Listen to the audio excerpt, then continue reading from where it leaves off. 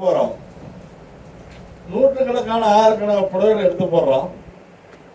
அது நமக்கு பிடிச்ச மாதிரி தான் என்ன பண்றோம், எடுக்கிறோம். இது இன்பம். இப்படி பிள்ளைகள் பிறந்து அவர்கள் ஞானமாய் அறிவாய் பேசுகிறதை நாம் ரசிக்கிறோம் அல்லவா, அது இன்பம்.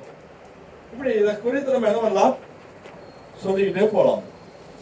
ஆனா அந்த வசனத்துடைய ஆரம்பத்தில் ஆண்டவர் அழகா சொல்றாரு, தெளிவா திட்டமா சொல்றாரு. என்ன சொல்றாரு, கர்த்தர் தமக்கு பிரியமானவனுக்கு, என்ன சொல்றாரு, கர்த்தர் தமக்கு பிரியமானவனுக்கு அவனுக்கு ஞானத்தையும் அறிவையும் இன்பத்தையும் கொடுக்கிறார். அப்ப கர்த்தருக்கு பிரியம் என்ன, கர்த்தருக்கு பிரியம் என்ன, பிரியமான எப்படி நடக்கிறோம் அப்படின்னா, தினந்தோறும் நான் தனிச்சவம் பண்றேன் அப்படின்னு சொல்றவங்க ஒரு அல்ல சொல்ல பார்க்கலாம். யோசனை கை தட்டுறீங்க, அல்லது சொல்ல மாட்டீங்களா? அதாவது ஒரு போதர் சொன்னாரு, பாஷ மீட்டிங்ல பேசிட்டு அவரு கிட்டத்தட்ட ஒரு 2 நிமிஷத்துக்கு அதிலே சொல்லிட்டே இருப்பாரு. முன்னால உட்கார்ந்து இருக்கிற பாசத்துல பேரெல்லாம் அது வந்து அதிலே சொல்லாதவங்க இருப்பாங்க. அப்ப அவர் கேட்கிறாரு, அல்லையில இருந்து கெட்ட வார்த்தையா ஏன் சொல்லக்கூடாதா அப்படின்னு கேட்பாரு. வேதத்துல வெளிப்படுத்த விசேஷத்துல ஒரு அதிகாரத்துல ஒரு வசனத்துல மட்டும் 4 முறை அல்லையிலே சொல்லுது. 136வது சங்கீதத்துல 44 அல்லேலூயா கர்த்தரை துதியுங்கள் அவர் நல்லவர் அவர் கிருபை என்று. அல்லேலூயா என்கின்ற வார்த்தை தேவனை மகிமைப்படுத்துகிற வார்த்தை. என்ன வார்த்தை இது? தேவனை மகிமைப்படுத்துகிற வார்த்தை. ஒரு நன்மை. இன்னொரு நன்மை அல்லேலூயா என்பதற்கு காரணம் என்னன்னு கேட்டீங்கன்னா, ஒருவர் சந்திச்சு மகிழ்ச்சியா சொல்வதே அல்லேலூயா. ஒருவர் சஞ்சலம் பண்றது மகிழ்ச்சியா சொல்லுவதே அல்லேலூயா. இன்னொன்னு கேட்டீங்கன்னா, இந்த அல்லேலூயா என்கிற வார்த்தை தேவனை மகிமைப்படுத்தக்கூடிய ஒரு வார்த்தை. தேவனை மகிமைப்படுத்தக்கூடிய ஒரு வார்த்தை. ஆண்டவர் சொல்றாரு வசனத்துல, எப்படி நீங்க எடுத்துக்க எனக்கு தெரியாது, வாய் உம்முன்னு வச்சுக்க தக்காத அப்படி சொல்றாரா, இல்ல வாயை விரிவா தர அப்படி சொல்றாரா? எல்லாருக்கும் அண்டா மாதிரி பெரிய வாயா இருக்கு, அல்லேலூயா சொல்றதுக்கு மட்டும் யார் வாய் முடியும் இருக்கீங்க? சொல்லணும். தேவனை மயப்படுத்த முடியாது வார்த்தை. அப்போ தமக்கு பிரியமானவன் யார்? யாரு? தேவனுக்கு பிரியமானவன் யார்? இதுதான் நம்மளுடைய சப்ஜெக்ட் இன்னைக்கு. வாசிங்க சங்கீதம் 1ஆம் அதிகாரம் 2வது வசனம். கர்த்தருடைய வேதத்தில் பிரியமாய் இருந்து இரவும் பகலும் அவருடைய வேதத்தில் தியானமாய் இருக்கிற மனுஷன் பாக்கியவான். கர்த்தருடைய வேதத்தில் பிரியமாய் இருந்து இரவும் பகலும் அவர் வேதத்தில் தியானமாய் இருக்கிற மனிதன் பாக்கியவான். அப்ப முதல்ல நம்ம என்ன பண்ணோம் சொல்லலாம், என்ன பண்ணோம் சொல்லலாம், என்ன பண்ணோம்? வேதத்தை நேசிக்கணும். அது தேவனுக்கு பிரியம். வேதத்தை நேசிக்கிறதுனால நமக்கு ஜீவன் உண்டு, பலன் உண்டு, ஆரோக்கியம் உண்டு. ஆனா அதே சமயத்தில் என்ன பண்ணணும்? வேதத்தை நேசிக்கணும். அது தேவனுக்கு பிரியமா இருக்கும். என்னவா இருக்கும்? தேவனுக்கு பிரியமா இருக்கும். இப்ப ஆண்டவர் சொல்றாரு, நம்ம பெருமாசை ஒரு அழகான ஒரு பாரு, உமக்கு பிரியமானதை செய்ய எனக்கு கற்றுத்தாரும் தெய்வமே. பாடல் மட்டும் பாடுவோம். என்ன பண்ணுவோம்? பாடல் மட்டும் பாடுவோம். ஆனா அவருக்கு என்ன பிடிக்கும், நம்ம பிள்ளைகளுக்கு என்ன பிடிக்கும் நமக்கு தெரியும், மனைவிக்கு என்ன பிடிக்குது கணவனுக்கு தெரியும், கணவனுக்கு என்ன பிடிக்குது மனைவிக்கு தெரியும், பெற்றோருக்கு என்ன பிடிக்குது பிள்ளைகளுக்கும் தெரியும், பிள்ளைகளுக்கு என்ன பிடிக்குது பெற்றோருக்கும் தெரியும். தெரியுமா தெரியாதா? ஆனா தேவனுக்கு என்ன பிடிக்கும் அப்படிங்கிற நமக்கு யாருக்கா தெரியுமா? அவருக்கு என்ன பிடிக்கும் அப்படின்னா, நாம் அனைவரும் வேதத்தை வாசித்து தியானம் பண்ணுவது பிடிக்கும். என்ன பிடிக்கும்? வேதத்தை வாசித்து தியானம் பண்ணுவது பிடிக்கும். ஈசாக்கு அழகான ஒரு பெண்ணை, பொறுமையான ஒரு பெண்ணை அவன் கண்டறிந்ததன் நோக்கம், ஒவ்வொரு நாளும் சாயங்கால வேளையிலேயே வயல்வெளியிலேயே தியானம் பண்ண போயிருவான். என்ன பண்ணுவான்? தியானம் பண்ண போயிருவான். அவருக்கு வசனத்தை தியானம் பண்ண ரொம்ப பிடிக்கும். வசனத்தை ஆராய்ச்சி செய்வது ரொம்ப பிடிக்கும். வசனத்துக்கு எவன் முக்கியத்துவம் கொடுக்கிறானோ அவனே தேவனுக்கு பிரியமானவன். வெளிப்படுத்த 1 எடுத்து வாசிங்களேன். வெளிப்படுத்த 1 இந்த தீர்க்கதரிசன வசனங்களை வாசிக்கிறவனும் கேட்கிறவர்களும் இதில் எழுதி இருக்கிறவைகளை கை கொள்ளுகிறவர்களும் பாக்கியவான்கள். காலம் சமயமாய் இருக்க. இந்த தீர்க்க தரிசன வசனங்களை வாசிக்கிறவன் யாரு? வாசிக்கிறவன், கேட்கிறவன். அதையும் வாசிக்கிறவன் மட்டும் சொல்லுவாங்க. ஏன் கேட்கிறவன் யாரு? நம்மள பல பேர் இருக்கோம். பாஸ்டர்யா எங்களுக்கு படிக்க தெரியாதுங்கய்யா. எங்களுக்கு என்ன தெரியாது? படிக்க தெரியாதுங்கய்யா. ஆனா நாங்க வசனத்தை எப்படி நாங்க வாசிக்கிறது? வீட்டுல பிள்ளைகள் இருப்பாங்க, மனைவி இருப்பாங்க, கணவர் இருப்பாங்க, பேர பிள்ளைகள் இருப்பாங்க. இவங்களை என்ன பண்ணணும்? வாசிக்க சொல்லணும். ஒரு சாட்சியம் சொல்லணும். 4 பேர பிள்ளைகள் இருக்காங்க. சனிக்கிழமை எப்ப வந்தாலும் இந்த 4 பேர் வந்தாங்கன்னா நைட் ஒரு 7:30 மணிக்கு மேல இன்னும் 4 வச்சு போட்டுருவாங்க. 4 பேர் உடனே வந்தாங்க. என்னுடைய சொல்லுக்கு இது வந்து 4 பேர் மறுப்பு தெரிவிச்சதே கிடையாது. தாத்தா கூப்பிட்டாரா ஏதோ ஒரு விஷயம் இருக்கு.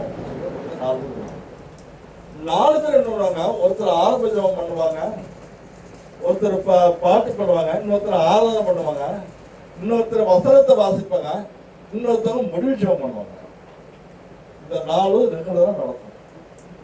இப்போ இதுக்கெல்லாம் ஒரு 7 வயசு 8 வயசு 6 வயசு இந்த மாதிரி இவங்களுக்கு இந்த பெற்றோர்கள் கற்றுக் கொடுக்காங்க இல்லையா? இது தேவனுக்கு பிரியமன். தேவனுக்கு பிரியம்னா என்ன?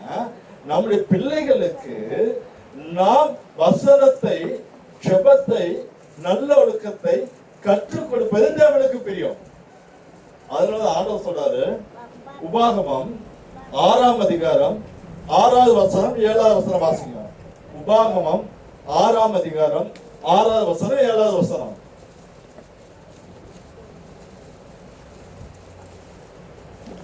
இன்று நான் உனக்கு கட்டளையிடுகிற இந்த வார்த்தைகள் உன் இருதயத்தில் இருக்க கடவுது.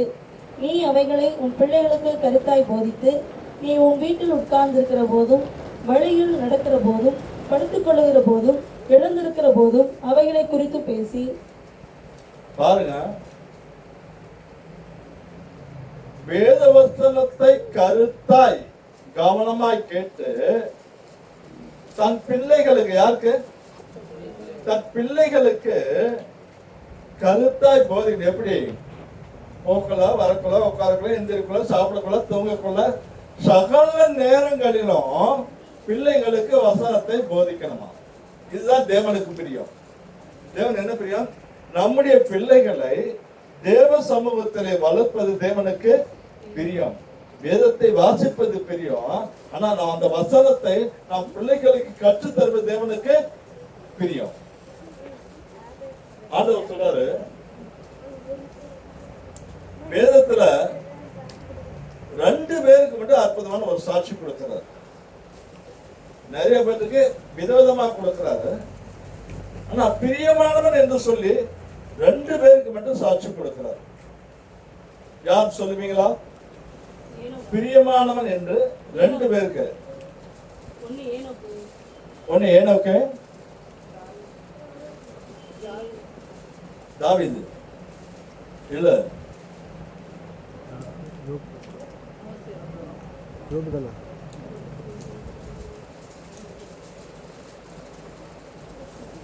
வேதத்தை வாசிங்க வாசிங்க வாசிங்க வாசிங்க, கேளுங்க கேளுங்க எதுவும் சொல்றோம். வர ஜூன் மாசம் 1ஆம் தேதி 31ஆம் தேதி ஒரு அறிவிப்பு கொடுப்பாரு. ஆகஸ்ட் 15 அன்னைக்கு சபையார் இடத்தை கேள்வி கேட்கறதுக்கு என்ன அறிவிப்புனா, ஏசாயா, எரேமியா, எசேக்கியா இந்த 3 தரவை வாசிக்கணும். அதுல உங்களுக்கு டெஸ்ட் உண்டு. எது? ஏசாயா, எரேமியா, எசேக்கியா இந்த 3 புக்கும். இப்ப நல்லா கவனம் வச்சுங்க, கண்டிப்பா அது நடக்கும். தெரியலையா? தெரியலையா?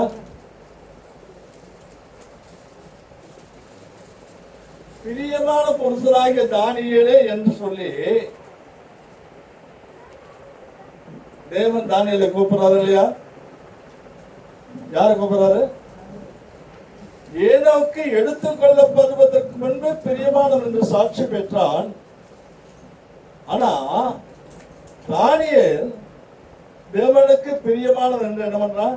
ஆண்டவர் அவனை அழகா சொல்றாரு. இப்ப இவர்கள் தேவனுக்கு பிரியமா இருப்பதுக்கு காரணம் என்னன்னா, இயேசுவோடு கூட நடந்து உயிரோடு கூட எடுத்துக் கொள்ளப்பட்டவன் தான் அந்த ஏனோக். பாருங்க, அவனுக்கு குடும்ப தடை இல்ல, பிள்ளைகள் தடை கிடையாது. ஆனா நம்ம பிள்ளைகள் தடையா நினைக்கிறோம், குடும்ப தடையா நினைக்கிறோம். 300 வருடம் குமாரர்களை பெற்று தேவனோடு ஏனோக்கு சஞ்சரித்தான் வாசிப்போம். அப்போ தேவனோடு உறவாடுகிற அந்த அனுபவம் தான் தேவனுக்கு பிரியம். தேவன் எது பிரியம்? தேவனோடு கூட உறவாடுகிறது. நான் நம் பிள்ளைகளுக்கு வசனத்தை போதிப்பது தேவனுக்கு பிரியம். வேத வசனத்தை நாம் வாசித்து தியானிப்பது தேவனுக்கு பிரியம். தேவனோடு உறவு வைத்துக் கொள்வது தேவனுக்கு பிரியம். அதுங்க அந்த மாசம் வாக்குத்தத்தம் வசனம் சொல்றாரு, யாருக்கு ஞானத்தையும் அறிவையும் இன்பத்தையும் கொடுக்கிறாரு? கர்த்தர் தமக்கு பிரியமானவனுக்கு. என்ன சொல்றாரு? தமக்கு பிரியமானவனுக்கு அதை கொடுக்கிறாரு. அப்ப நம்மை குறித்து இவன் என் பிரியமானவன், இவள் என் பிரியமானவள் என்று சொல்லி தேவன் நம்மளை குறித்து அந்த அழகான அந்த சாட்சி கொண்டு வரும். அழகா ஆண்டவர் சொல்றாரு, தேவனுக்கு பிரியமில்லாமல் இருப்பது கூடாத காரியம் என்று வேதத்தில் வாசிக்கிறோம். நாம் சாதிக்கணும் அப்படின்னா, நாம் வளரணும்னா, நாம் உயரணும்னா, நாம் மேன்மை அடையணும்னா, வசனத்தை எவன் முதல் இடத்தில் கொடுக்கிறானோ அவனே தேவனுக்கு பிரியமானவன், அவனே உயர் மேன்மை மகிமை அடைவான். இரண்டாவது ஒரு சம்பவம் அங்க நடக்குது. ஆண்டவர் அழகா சொல்றாரு, 1 ராஜாக்கள் 3ஆம் அதிகாரம், 1 ராஜாக்கள் 3ஆம் அதிகாரம்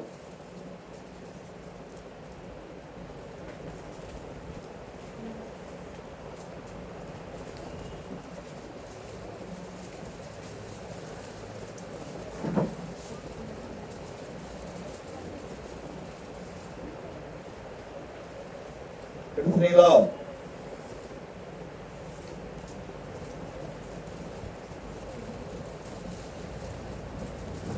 வாசிங்க, 9ஆம் வசனம் 10ஆம் வசனம். ஆகையால் உமது ஜனங்களை நியாயம் விசாரிக்கவும் நன்மை தீமை இன்னதென்று வகையறுக்கவும் அடியனுக்கு ஞானமுள்ள இருதயத்தை தந்தருளும். ஏராளமாய் இருக்கிற இந்த உமது ஜனங்களை நியாயம் விசாரிக்க யாராலே ஆகும் என்றான். சாலமோன் இந்த காரியத்தை கேட்டது ஆண்டவருடைய பார்வைக்கு உகந்த விண்ணப்பமாய் இருந்தது. ஆண்டவர் அவருடைய பார்வைக்கு என்ன வந்து உகந்த அப்படின்னா பிரியமா இருந்தது. எது? சாலமோன் ஜெபித்த ஜெபம். எந்த ஜெபம்? சாலமோன் ஜெபித்த ஜெபம். இன்னைக்கு நம்ம ஜெபிக்கிறோம்,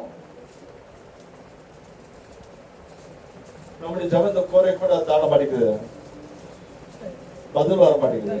ஆனா சின்ன பிள்ளைகள் ஜெபம் பண்ணாங்கன்றது உடனுக்குள்ள பதில் கொடுத்துறாரு.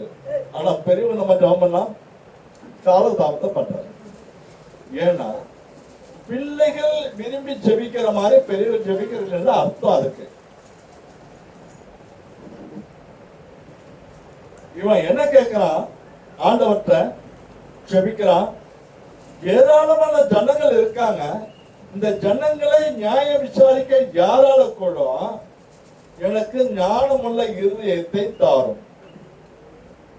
ஆண்டு சொல்றாரு, நீ பண்ணின விண்ணப்ப ஜெபமானது எனக்கு உகந்ததா இருந்தது. யாருக்கு உகந்ததா இருந்தது? யாருக்கு உகந்ததா இருந்தது? தேவனுக்கு உகந்ததா இருந்தது. அப்போ தேவன் பிரியப்படுகிற மாதிரி நம்ம ஜெபம் பண்றோமா? ஒரு சில ஜெபம் பண்ணுவாங்க, சுருக்கமான ஜெபத்துக்கு பெருக்கமான ஆசீர்வாதத்தை தாருமாங்க. என்னது? சுருக்கமான ஜெபத்துக்கு பெருக்கமான ஆசீர்வாதம். சிலர் ஜெபம் பண்ணுவாங்க, நீண்ட நேரம் ஜெபம் பண்ணுவாங்க. சிலர் மீடியமா ஜெபம் பண்ணுவாங்க. ஆனா எதை யார் எப்படி ஜெபம் பண்ணாலும் அந்த ஜெபம் ஆண்டவர் கேட்கிறாரா? இதத்தான் எரேமியால ஒரு 3 இடங்களை வாசிக்கலாம். 3 நம்ம வாசிக்க முடியாது, ஆனா எரேமியான்னு சொல்லியிருக்கேன். இந்த ஜனங்களுக்காக நீ ஜெபிக்க வேண்டாம், ஜெபித்த நான் கேட்க மாட்டேன். என்ன சொல்றாரு? இந்த ஜனங்களுக்காக நீ ஜெபிக்க வேண்டாம், ஜெபித்த நான் என்ன பண்ண மாட்டேன், கேட்க மாட்டேன். ஏன் சொல்றாருன்னா, தேவனுடைய வார்த்தை கேட்காதபடிக்கு தங்கள் சுயமாய் நடந்து பாவத்தை செய்த நிமித்தம் அந்த தேவன் நம்மள ஜெபத்தை நம்மளாம் கேட்க மாட்டேன்றாரு. அவங்களுக்காக என்ன பண்ணா விசேஷத்துக்காக நீ ஜெபம் பண்ண கேட்க மாட்டேன். ஆனா வேதத்தை வாசித்து அதை தியானிக்கிற மனிதனுடைய ஜெபத்தை தேவன் உடனடியே கேட்பார். ஜெபிக்கிற பலவிதம் உண்டு. பாரத்தோடு ஜெபிக்கணும், பெருமூச்சோடு ஜெபிக்கணும், கண்ணீரோடு ஜெபிக்கணும், மனக்கிளேசத்தோடு ஜெபிக்கணும், உபவாசத்தோடு ஜெபிக்கணும். இப்படி பல ஜெபங்கள் உண்டு. இப்ப நான் கேட்கிறேன்,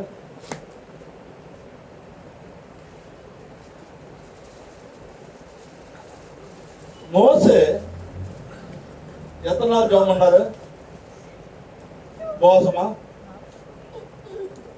மோசே எத்தனை நாள் ஜெபம் பண்ண உபவாசமா? 120 நாள் ஜெபம் பண்ணிருக்காரு.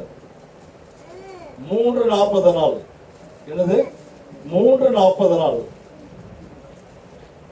அடுத்தது ஒருவேளை சாப்பாடு சாப்பிட்டு எலியா 40 நாள் இரவு பகல் நடந்தார். இயேசு 40 நாள் உபவாசம் பண்ணி 12 சீஷர்களை தேர்ந்தெடுத்தார். அப்ப நம்முடைய ஜெபம் அப்போஸ்தலர் 13ஆம் அதிகாரம் முதல் வசனம் வாசிக்க பார்க்கலாம். அப்போஸ்தலர் 13ஆம் அதிகாரம் முதல் வசனம் 2ஆம் வசனம். அந்தியோக பட்டணத்தில் உள்ள சபையிலே பர்னபாவும் நீகர் என்னப்பட்ட சிமியோனும் சிரேனே ஊரானாகிய லூகியும் கார்பங்க தேசாதிபதியாகிய ஏரோதுடனே கூட வளர்க்கப்பட்ட மனாயினும் சவுலும் தீர்க்கதரிசிகளாயும் போதர்களாயும் இருந்தார்கள். அவர்கள் கர்த்தருக்கு ஆராதனை செய்து உபவாசித்துக் கொண்டிருக்கிற போது பர்னபாவையும் சவுலையும் நான் அழைத்த ஊழியத்துக்காக அவர்களை பிரித்து விடுங்கள் என்று பரிசுத்த ஆவியானவர் திருவுளம் பற்றினார். அடுத்து இங்க ஒரு நடக்குது. ஆராதனையில பிரியம் வேணும். என்ன வேணும்? நம்ம ஆராதிக்கு வர இல்லையா, வரப்ப என்ன வீட்லயே நம்ம நைட்டு பண்ணோம், அடுத்த நாள் காலையில் ஞாயிற்றுக்கிழமை காலையில் என்ன பண்ணோம், அன்றரை இன்னைக்கு ஆராதனைக்கு போறாங்க. இங்க எங்களோடு கூட வரீங்க. இன்னைக்கு ஆரம்ப ஜபமும் பாடல் ஆராதனையும் பிள்ளைகள் சொல்கிற வசனமும் சாட்சியும் தெய்வீகத்துவதும் எங்களுக்கு பிரயோஜனமா இருக்கணும், நாங்க அதுல வளரணும் அப்படின்னு எத்தனை பேர் ஒவ்வொரு வாரமும் சொல்லி ஜோம் பண்ணிட்டு வரீங்க? ஒன்னே ஒண்ணு, ரெண்டு பேர் தான். மற்றவங்கள என்ன செய்யணும்? ஆண்டவர் அப்போஸ்தலர் 13ஆம் அதிகாரத்துல வாசிக்கிறார், சொல்றோம், ஜனங்கள் கூடி ஆராதிக்கும் போது அந்த சந்தோஷ மகிழ்ச்சியினால பரிசுத்த ஆவியானவர் 2 பேர்த்த ஊழியத்துக்கு அனுப்புறாரு. 2 பேர்த்த என்ன பண்றாரு? ஊழியத்துக்கு அனுப்புறாரு. அப்ப ஆராதனை ஒரு மகிழ்ச்சி கண்டிப்பா இருக்கு. நம்ம மனசு விட்டு உள்ளத்தின் ஆழத்திலிருந்து பிரிய தேவனை ஆராதிக்கல தேவன் பிரியப்படுவார். ஏதோ வரோம், கிழமைக்கா வரோம், நம்ம உட்காடுறோம், பேசுறோம், எப்பெல்லாம் முடியும்னு பாக்குறோம், உடனே முடிச்சு உடனே போயிடும். அதெல்லாம் ஆராதனை. இந்த ஆராதனையில தேவன் நமக்கு என்ன கற்றுக் கொடுக்கிறார் என்பதை உள்ளபூர்வமாய் அந்த ஆராதனை ஒன்றி ஆராதிக்கும் போதுதான் அந்த ஆராதனை ஒரு பெரிய மாற்றங்கள், அதிசயங்கள், அற்புதங்கள் நடக்கும். ஏனென்றால் நம்முடைய தேவன் ஆராதனையில் பிரியப்படுகிற தேவன். நம்முடைய தேவன் எப்படிப்பட்ட தேவன்? ஆராதனை பிரியப்படுகிற தேவன்.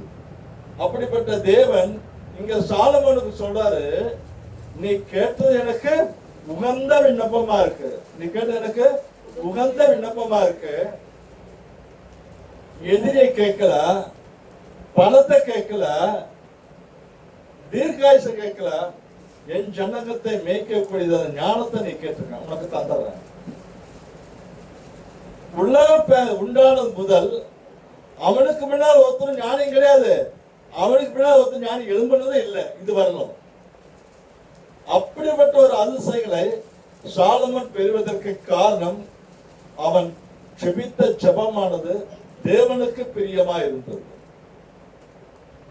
அல்லேலூயா. இப்போ நம்ம எல்லாரும் வரிக்கு போகணும்னு நினைக்கிறோம். நம்ம எல்லாம் வரிக்கு அழைச்சிட்டு போகணும்னு நாங்க அவ்வளவு தூரம் பிரயாசப்பட பார்க்கிறோம். ஆனா வரிக்கு போகிறதுக்குரியதான வரங்கள் நமக்குள்ளே வேணும்.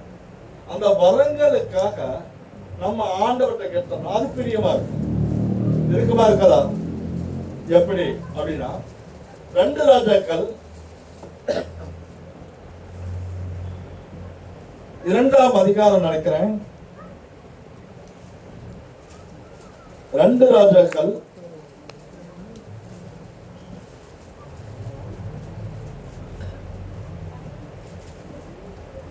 2ஆம் அதிகாரம்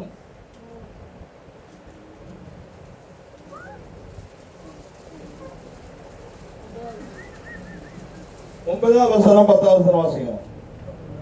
அவர்கள் அக்கறைப்பட்ட பின்பு எலியா எலிசாவை நோக்கி, நான் உன்னை விட்டு எடுத்துக்கொள்ளப்படும் முன்னே நான் உனக்கு செய்ய வேண்டியது என்ன கேள் என்றான்.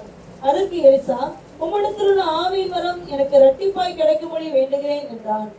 அதற்கு அவன், அரிதான காரியத்தை கேட்டாய். உன்னை விட்டு நான் எடுத்துக்கொள்ளப்படுகையில் என்னை நீ கண்டால் உனக்கு கிடைக்கும், இல்லாவிட்டால் கிடையாது என்றான். எலியாவுக்கு ஒரு பங்கு தான், எலிசா கேட்கறது 2 பங்கு கேட்கலாம். எப்படிங்க? எலியாவுக்கு ஒரு பங்கு தான், ஆனா எலிசா கேட்கறது 2 பங்கு கேட்கறான். என்ன கேட்கறான்? ஆவியினுடைய அபிஷேகத்தை. எதை கேட்கறான்? சொன்னா அரிதான காரியத்தை நீ கேட்டப்பா அப்படி என்னங்க? தேவனுக்கு பிரியமான காரியத்தை அவன் என்ன பண்றான்? கேட்கறான். உடனே சொல்றாரு, நான் மேல போவேன். ஏன்னா நோக்கி மேல நோக்கி நீ பார்த்தீங்கன்னா எங்க பார்க்கணும்?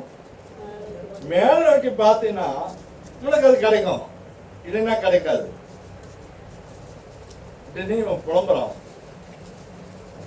எலிசா அழுகுறான். எலியாவுடைய சால்வை கீழே விழுது. முறிக்கு தண்ணியை ஓங்கி 2 அடிக்கிறான். எலியாவன் தேவன் எங்கன்னு தண்ணி 2ஆம் அக்கறையை வந்தான். அப்ப அங்க இருக்கிற 50 பேருக்கு சொல்றாங்க, எலியாவின் ஆவியில் இருக்குல்ல, என்ன இருக்கு போறனவா இருக்கு. பாருங்க, ஆரோனுடைய அந்த அபிஷேகத்தை, அந்த வல்லமையை கேட்பதற்கு நம்ம பிரியமா இருக்கணும். இதோ வர்றோம், சோதரங்கிறோம், நாலஞ்சு கோழி மாதிரி இருக்கிறோம், உடனே போயிடும். அதனால நமக்கு என்ன பிரயோஜனம்? எபேசியர்ல ஒரு இடத்துல வாசிக்கலாம். அப்போஸ்தலருடைய 1 கொரிந்தியர் 12ஆம் அதிகாரத்திலே வாசிக்கலாம். வரங்களை குறித்து, ஊழியங்களை குறித்து. இதை என்ன சொல்லப்படுது அப்படின்னா, அவனவனுடைய பிரயோஜனத்துக்கு என்று நான் அளிக்கும் ஆவியருடைய வரங்களுக்கு. என்னுடைய விருப்பம் என்னன்னு கேட்டீங்கன்னா, இந்த அடிமையுடைய விருப்பம் என்ன? ஒவ்வொருத்தரும் தீர்க்கதரிசியா மாறணும், ஒவ்வொருத்தரும் அந்நிய பாஷை பேசணும், ஒவ்வொருத்தரும் தீர்க்க தரிசனம் சொல்லணும், ஒவ்வொருத்தர் சுகமாக வர வேணும், ஒவ்வொருத்தர் பாசை வியாக்கியம் பண்ணுகிற வர வேணும். இந்த 9 வரமும் நம்முடைய சபையில இருக்கிற எல்லா ஜனங்களுக்கு வேணும். இது என்னுடைய விருப்பம். ஆனா நீங்க என்ன நினைக்கிறோம்? நாங்க வருஷப்பட்டு என்ன பண்ண போறோம்? அதனால என்ன நமக்கு பிரயோஜனம்? அப்படிதான் நம்ம நினைக்கிறோம். பூர்ண அபிஷேகத்தை வார்த்தை பெற்றதான் பரலோகம், அக்கினி அபிஷேகத்தை பெற்றதான் பரலோகம். இதெல்லாம் பரலோகம் கிடையாது. ஆண்டவர் யோவான் அழகா சொல்லிட்டாரு, அக்கினினாலும் ஆவினா அக்கினி என்ன பண்ணுவோம்? ஞானஸ்தானம் கூட. அப்படின்னு அர்த்தம்.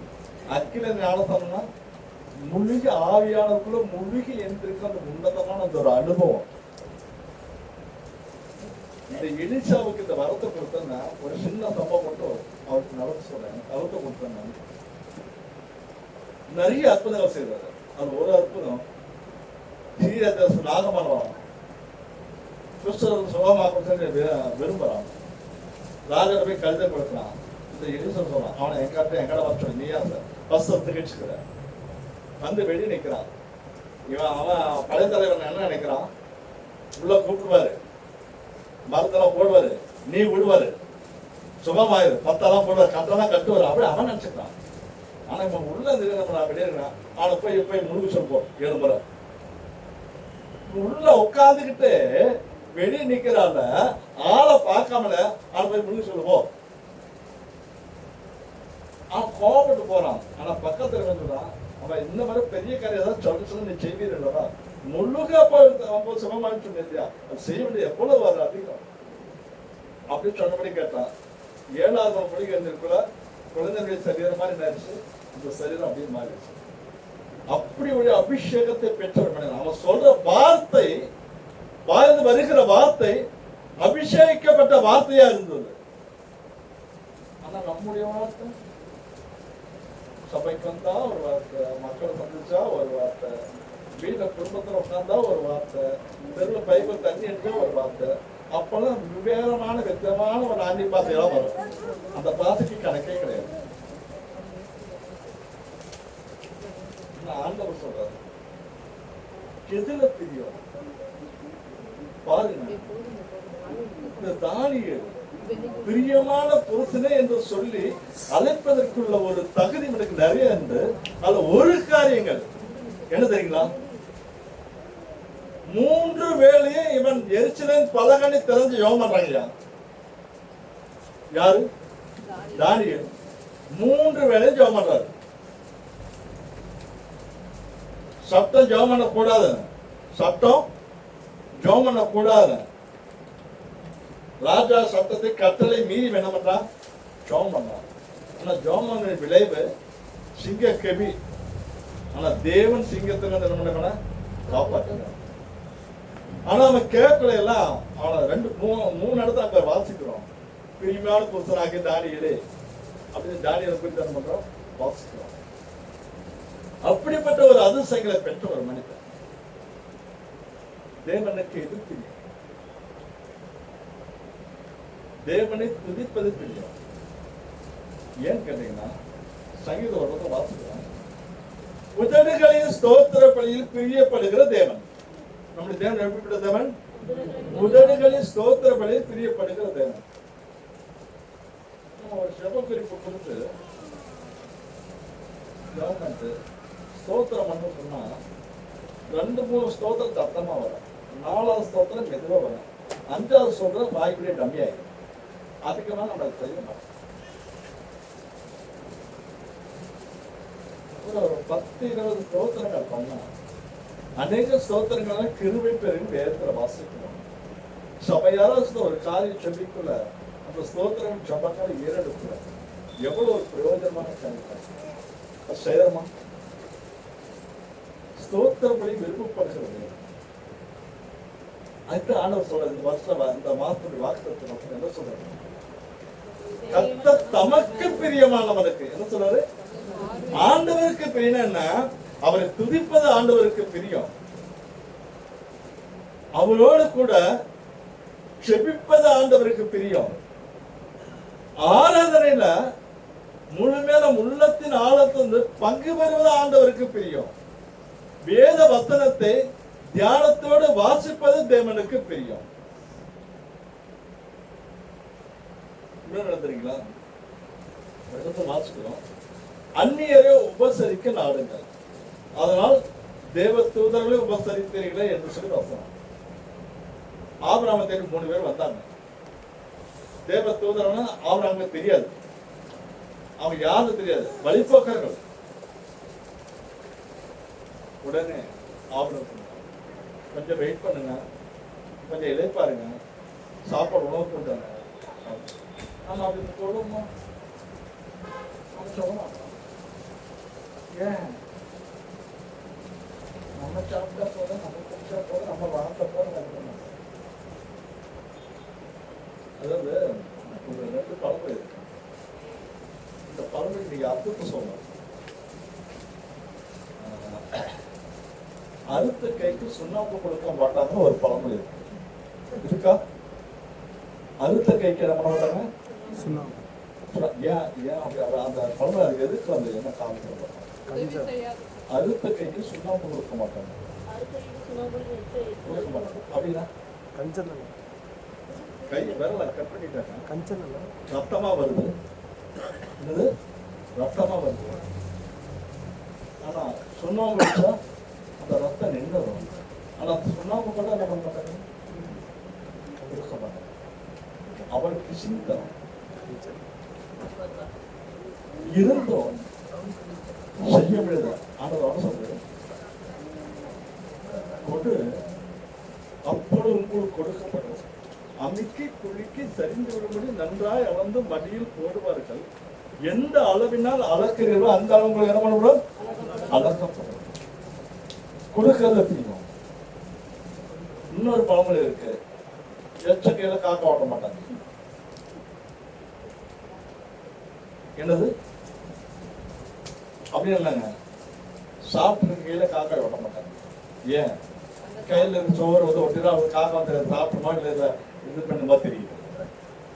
இதெல்லாம் கஞ்சத்தனம். ஆனா வசனம் வந்து வாரி இறைத்தான், விருத்தி அடைந்தான், அவன் தரித்திரனாக வளர்ந்துட்டே வருது. பிசிறித்தனம் பண்ணா, கையை குறிக்கிறான், அவன் வளர்ச்சி அடையல. ஏன்? கொடுத்து பாரு. எதை? முதல் நேரத்தை 2 மணி நேரம் கொடு, ஆண்டவர் கொடு, தினமும் 2 மணி நேரம் கொடு. கொடுக்க மாட்டோம், கொடுத்தா பிரியம். அடுத்ததுதான் 10 ரூபாய் தசம் பார்க்கணும். ஆனா நம்ம இது எல்லாமே நம்ம செய்ய மாட்டேங்கிறோம். ஆண்டவர் பணத்தை மட்டுமல்ல, நம்ம பிரித்து சில காரியங்களை சொல்றாரு. அதாவது வாசிங்களேன், மல்கியா 3ஆம் அதிகாரம் 8வது வசனம் வாசிங்க. மல்கியா 3:8. 8, 9, 10 வாசிங்க. மனுஷன் தேவனை வஞ்சிக்கலாமா? நீங்களோ என்னை வஞ்சிக்கிறீர்கள். எதிரையுமே வஞ்சித்தோம் என்கிறீர்கள். பாகத்திலும் காணிக்கைகளிலும் தானே. மனிதன் தேவனை வஞ்சிக்கலாமா? அப்படியே ஒரு வார்த்தை. எதினால் வஞ்சித்தோம். வஞ்சனைனா என்னது? வஞ்சனைனா என்னது? ஏமாத்துறோம்னு அர்த்தம். என்ன பண்றோம்? என்ன ஏமாத்துறோம்? யாரோ சொல்றீங்களா? என்னதுல ஏமாத்துறோம்? யார ஃபர்ஸ்ட் யாரை ஏமாத்துறோம் சொல்லுங்க, அப்புறம் என்ன ஏமாத்துறோம் பாத்துக்கலாம். யாரை ஏமாத்துற? ஃபர்ஸ்ட்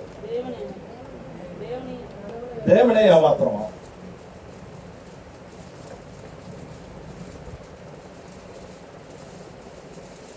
திருடுறோம், தேவனுடைய நேரத்தை திருடுறோம், ஏமாத்துறோம். அடுத்து குடும்பத்தில் இருக்கிறவங்களை ஏமாத்துறோம். அடுத்தது சபையை ஏமாத்துறோம். அடுத்து ஜெப நேரத்தை நான் ஏமாத்துறோம். நேற்று ஒரு மனுஷன் வந்திருந்தாரு.